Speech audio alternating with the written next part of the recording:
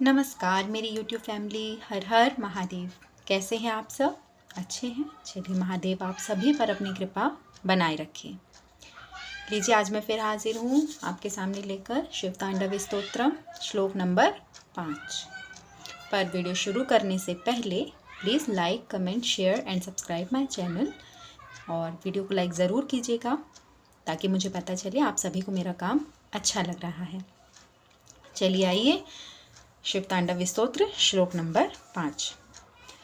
सहस्रलोचन प्रभृत्य शेष लेख शेखर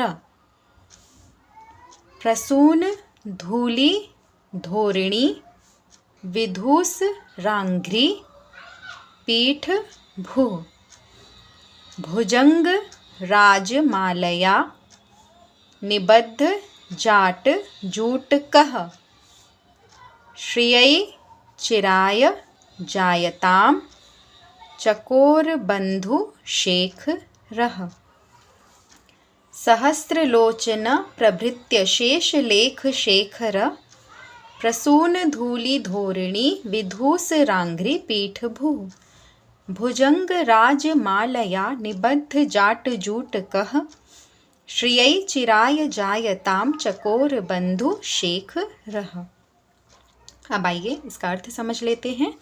पहले इन शब्दों का आपको बता देती हूँ। सहस्रलोचन यानी इंद्रदेव, प्रभृत्य शेष यानी उनके तरह और सभी जितने भी देवतागण हैं वो, लेख शेखर, शेखर मतलब शीश पर, लेख पंक्ति, प्रसून धूलि पुष्प धूल, पुष्प की धूल, धोरणी मतलब एक कतार, एक पंक्ति, अविच्छिन्न श्रेणी, विधूसर यानी धूसरित हो रही है, अंग्री यानी कि चरण, पीठ भू यानी पगतल की भूमि, भुजंगराज यानी सर्पों की माला, निबद्ध जाट जूट कह यानी बांध रखी है अपनी जटाजूट पर, श्रिय श्री यानी कि लक्ष्मी, चिराय जायताम, चिर मतलब चिरस्थाई, जायताम दीजिए, चकोर बंधु शेखर, चकोर एक पक्षी होता है जो केवल चंद्र की किरणों का ही रसपान करता है, बंधु मित्र, शेखर शिव शंभु। ठीक, आइए अब इसका अर्थ देखते हैं।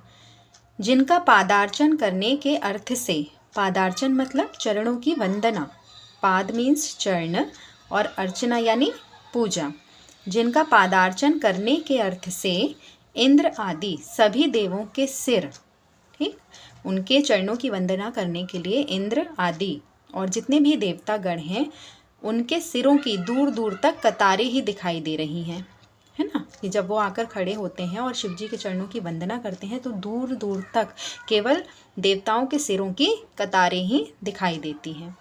एवं चरणों में प्रणिपात करने हेतु झुके, और जब वह उनके चरणों में प्रणिपात करने के लिए झुकते हैं तो उनके मुकुटवर्ती पुष्पों से, जो उनके मुकुट हैं उनको पुष्प कहा गया है, उनके मुकुटवर्ती पुष्पों से जो पुष्प धूल झड़ रही है, जो पुष्प धूल झड़ती है यानी पराग कण निकलते हैं, उनसे जिनके पगतल धूसरित हो रहे हैं, यानी पुष्पों की धूल से जिनके पैरों पर वो धूल लग गई है, जो उन पुष्प धूल से धूसरित हो रहे हैं, धूमिल हो गए हैं, और अपनी जटाजूट को जिन्होंने भुजंगराज से बांधा हुआ है, अपनी जटाओं से बने हुए जूड़े को जिसने सर्पों से बांधा हुआ है, वे चंद्रमा से सुशोभित शीश वाले, वह शिव शंभु जिनका शीश चंद्रमा से सुशोभित हो रहा है, वह चंद्रशेखर मेरी संपदा को चिर स्थायी बनाए रखें। चिर स्थायी मतलब अनंत काल तक स्थायी रहने वाली,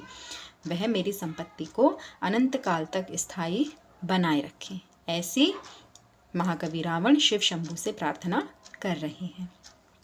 चलिए अब मैं श्लोक को आपको गाकर सुनाती हूँ।